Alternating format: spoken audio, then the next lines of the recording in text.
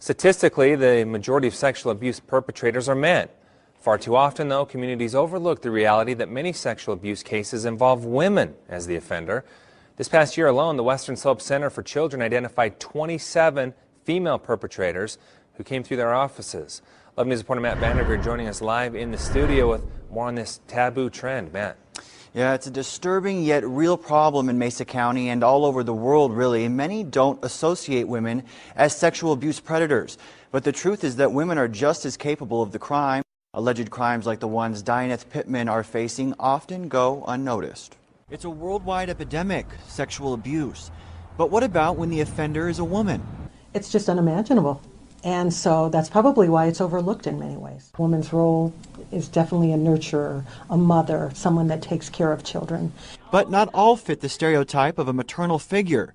Zen says recognizing that is key. We need to get past that as a result of being able to protect our children. Zen says female perps can mask their sexual abuse in a number of ways one might not expect. When they're bathing a child, when they're comforting a child, or possibly when they're dressing a child. Zen offers one piece of advice to parents. Believe your child. Because the scars of sexual abuse can last a lifetime.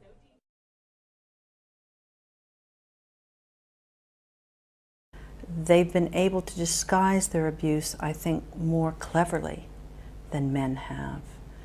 And society doesn't want to believe that there are female abusers. It's easier to think it's a nasty man.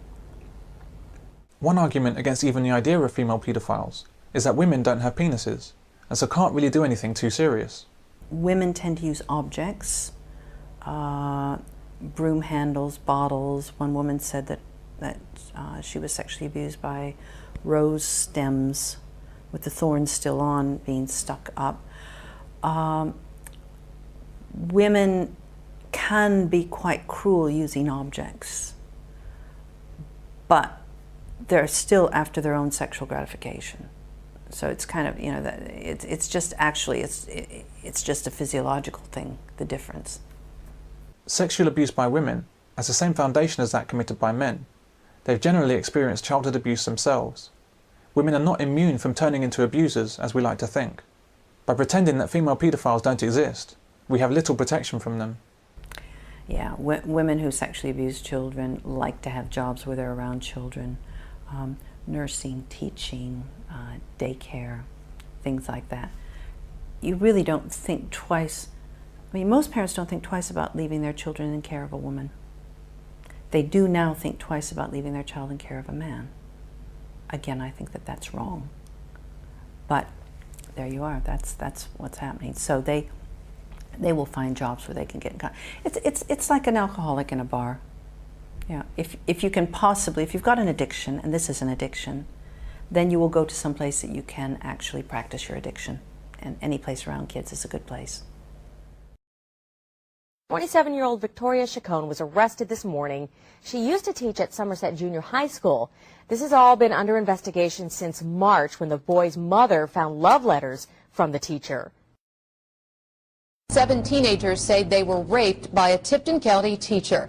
11 kids say she gave them alcohol. A grand jury indicted Crestview Middle School reading teacher Cindy Clifton on Monday. Well, the arrest affidavit spells out in explicit detail what is said to have happened. In it, 2 of the 5 alleged victims say they repeatedly had sex with their teacher. It kind of spread really fast. Samantha Rhodes says it's been the talk of Kennedale High School since last week. Rumors that English teacher Brittany Collops was having sex with students. Special education teacher charged with sexual abuse faced the judge tonight, Wendy Dagnall, in Guilderland Town Court. Police tell us charges stem from an incident back in July.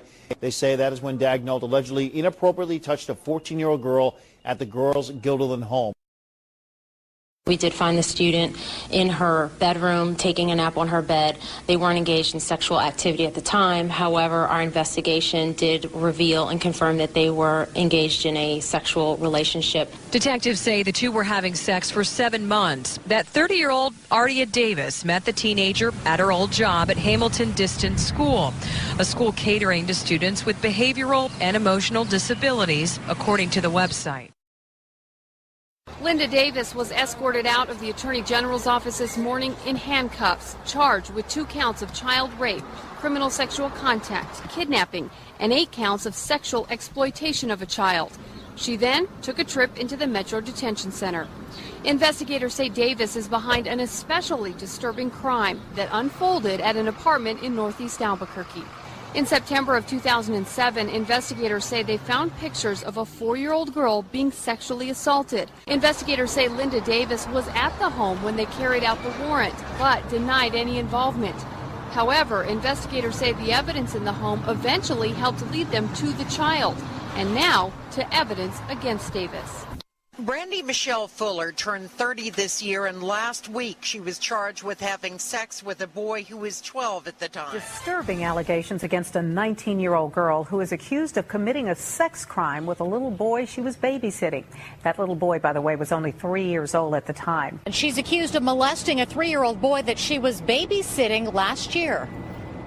Amber Tisha Bowie was just 19 years old when the boy she was babysitting says she sexually assaulted him. Today, Bowie's mother told Eyewitness News she can't believe the charges. She didn't do nothing. How could this be going so far? What? A court document reveals that Bowie is accused of taking the then 3-year-old boy into the bathroom of his grandmother's house on June 22nd last year, undressing, then sexually assaulting him. 19 was the only one there Tuesday afternoon, rolling exclusively as Schuler left jail. She sent the board her letter of resignation this week. Schuler is accused of having sexual relations with 5 Mason High School students off school grounds. She's facing 16 counts of sexual battery and 3 counts of providing alcohol to minors. Tuesday, Schuler, while shackled and wearing an inmate jumpsuit, learned her immediate fate.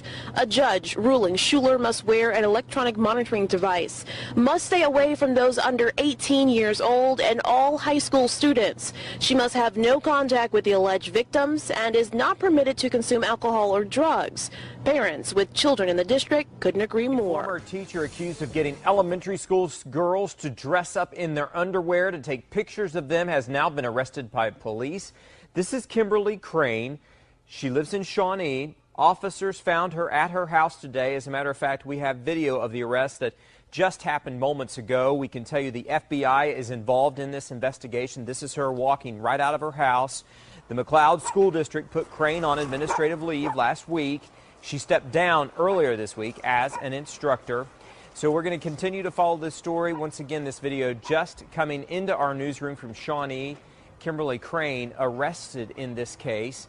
Once again, accused of getting small girls, elementary school aged, to dress up in their underwear. 36-year-old Amy Sword said she slept with her 16-year-old son that she had put up for adoption at birth after looking him up on Facebook. A crime that happens often but rarely reported. We're talking about sex crimes against young boys.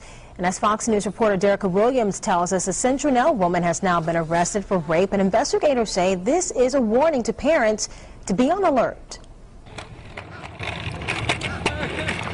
At a time when he was supposed to be carefree, officials say a young boy had his innocence taken away. It robs them of their childhood.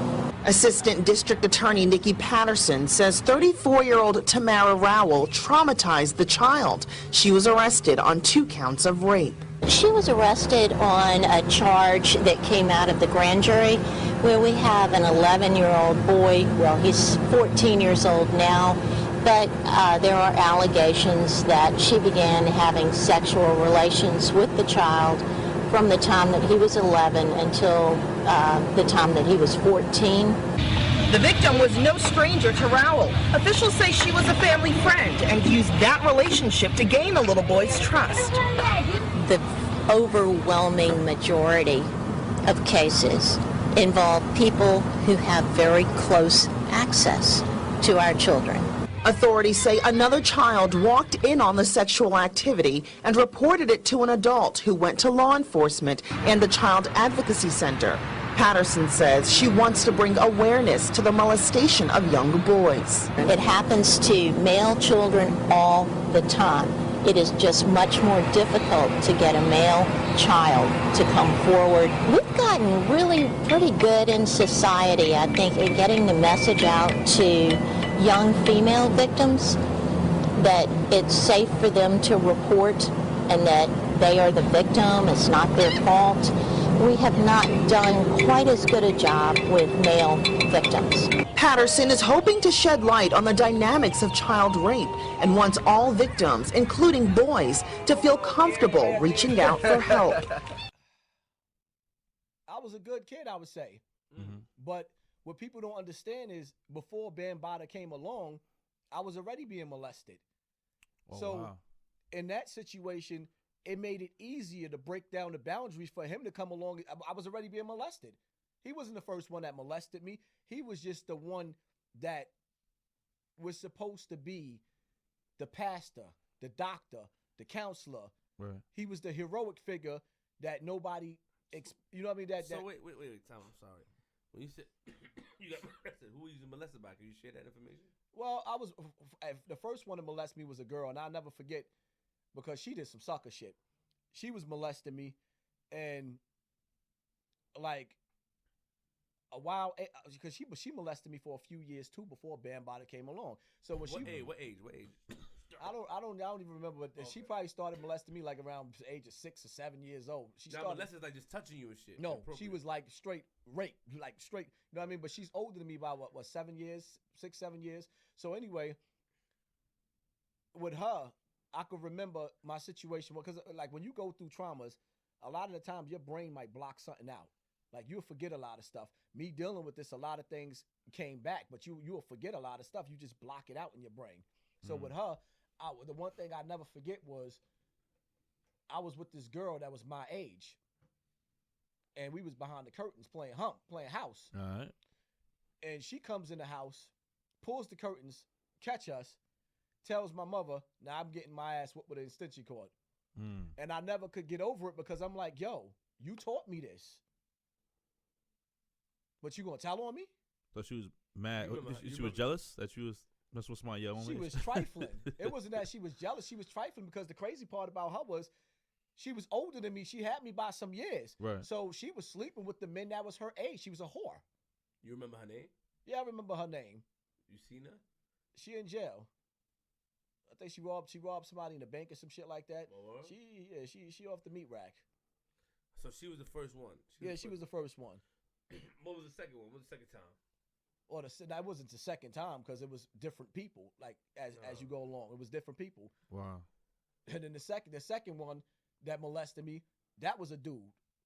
But the only reason why I don't put him on blast, even though he's a family member, is because he was still at a younger age. You see what I'm saying? And I don't know or never heard of him ever doing any of this shit again. So when you have a window where somebody might be a few ages older than you or whatever the case, I say, all right, I won't chop your head off because, like I said, I don't know you to be doing what you're doing now. Right. You know what I mean? But Bam was clearly 20 years older than me. 20 plus years older than me doing what he was doing. So Bam was like the third person that molested you? You would say? About third or fourth. It was a about girl, third or fourth. Then it was a family It member. was about third or fourth. Then it was another a set of sisters that was older than me. I might have been like no exact. I probably was about maybe 8, 9 years old, and they was in graduating high school. That's how it was like 17, 18. They was graduating high school. So it was like, I don't know. It was like when you say molesting though, it's like touching you? No, they was actually trying to make me penetrate them, like full sex acts or whatever the case. So, it's like, and then when Bam came along, I was already broken in. Like, all right. So